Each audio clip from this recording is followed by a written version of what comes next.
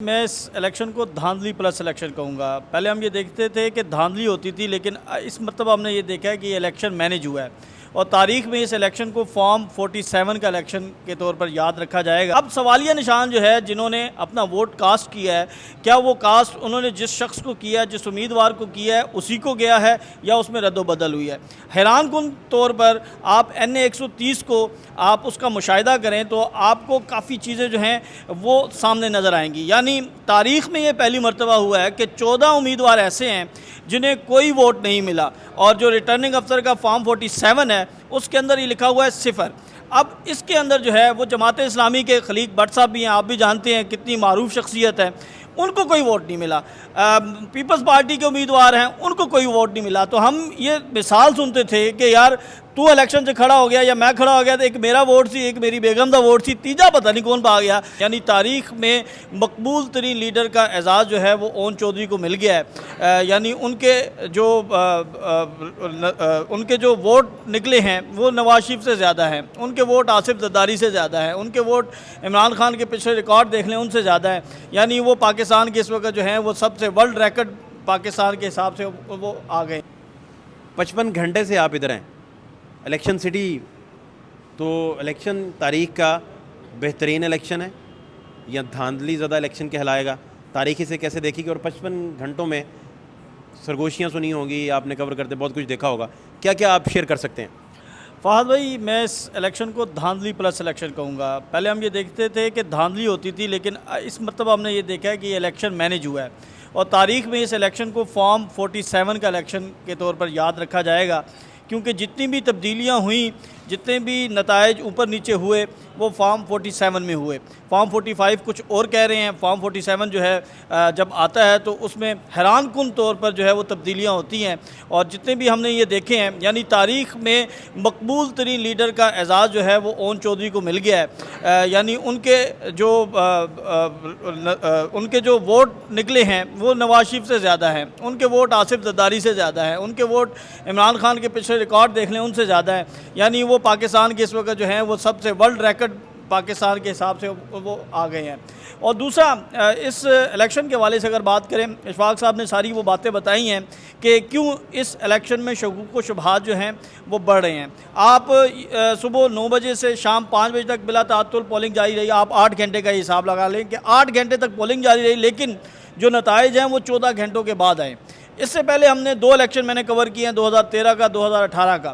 2018 کے الیکشن کو کہا کیا تھا کہ یہ RTS کا الیکشن ہے، تو اس دفعہ EMS کا الیکشن جو ہے، الیکشن کی جانب سے جو ہے یہ ٹیکنالوجی دی گئی۔ تو اس مرتبہ آپ یہ دیکھیں کہ الیکشن کی جانب کمیشن کی جانب سے جو سسٹم متعارف کروایا گیا وہ اتنا ناقص تھا کہ وہ رات 2 بجے تک کام پریزائڈنگ آفیسر رزلٹس دے رہے تھے، یہ یکدم رزلٹ روک کے RO نے سارے رزلٹس کمپائل کر کے 47 کے فارم میں یہ فیصلہ کیسے ہو گیا، اور اس کی کیا بنیادی وجہ آپ دیکھتے ہیں؟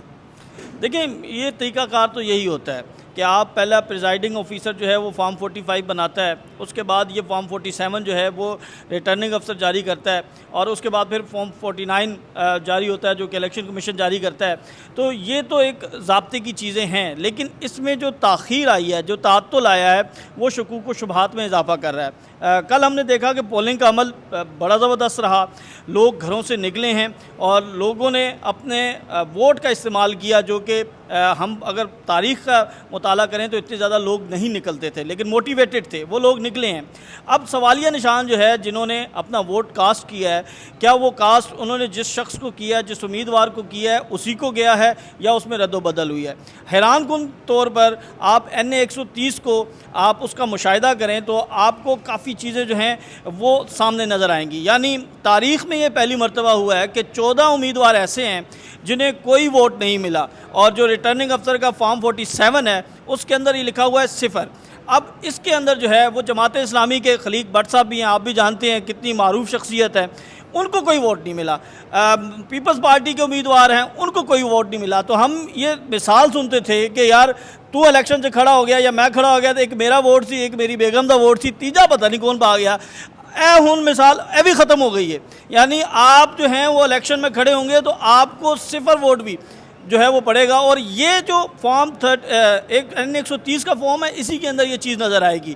اچھا اس کے بعد پھر ایک اور حیران کن چیز جو ہے، ٹوٹل ووٹ 3 لاکھ کاسٹ ہو رہے ہیں، لیکن جو ووٹ نکل رہے ہیں وہ جو ہیں وہ 4 لاکھ نکل رہے ہیں، یعنی اس طرح کی چیزیں جو ہیں وہ سامنے آئی ہیں۔ پھر یہ اس کے بعد کیا کہاں، ہوا؟ یہ کس والے میں پرٹیکولرلی؟ N130 میں اس میں ہوا یہ کہ جو ٹوٹل ووٹ جو ہیں ان کو کاسٹ کیا گیا، درست ان کی جو بتایا گیا اس سے جو ہے وہ ڈبل ہو گیا، بہت زیادہ ہو گیا، 500 زیادہ بتایا اب انہوں نے۔ اس حلقے میں کیا ہوا کہ اس حلقے کا جو ریٹرننگ افسر ہے، جب یہ ساری چیزیں سامنے آئیں، سوشل میڈیا پر وائرل ہوئی، تو یہ فوراً جو ہے وہ ریٹرننگ افسر جو ہے وہ تبدیل کر دیا گیا، میڈیکل بنیادوں پر جو اس کو جو ہے فوری طور پر گراؤنڈ کر دیا گیا۔ صحت بھی تو خراب ہو سکتی ہے جینین بنیادوں پہ بھی تو کئی دفعہ۔ بالکل اسی طرح صحت خراب ہوتی ہے جب ہم ماضی میں دیکھتے رہے ہیں کہ جو بھی ہمارے لیڈران تھے، لیکن یہ بدنیتی کہہ لیں، اس میں آپ کوتاہی کہہ لیں، اس میں آپ بلنڈر کہہ لیں، یہ ساری چیزیں ہمیں نظر آئی ہیں۔ اوورآل اگر الیکشن کی بات کی جائے تو یہ شکایات جو ہیں وہ ہر امیدوار کی طرف سے جو ہیں وہ آ رہی ہیں، اور خاص طور پر جو آزاد امیدوار ہیں وہ یہ شکوہ کر رہے ہیں کہ انہیں فارم 47 نہیں دیا جا رہا، وہ شکوہ کر رہے ہیں کہ ان کے پریزائڈنگ، ان کے جو پولنگ ایجنٹس تھے ان کو نہیں بیٹھنے دیا گیا، وہ یہ شکوہ کرتے رہے کہ انہیں فری اینڈ فیئر الیکشن کا جو موقع تھا وہ فراہم نہیں کیا گیا، لیکن اس کے باوجود پاکستان میں الیکشن ہو چکے ہیں۔ ہم اس حوالے سے جو ہے وہ اس امید کا اظہار کرتے ہیں کہ اب آگے جو معاملہ ہے وہ بہتر چلے گا۔ بہت شکریہ شاکر۔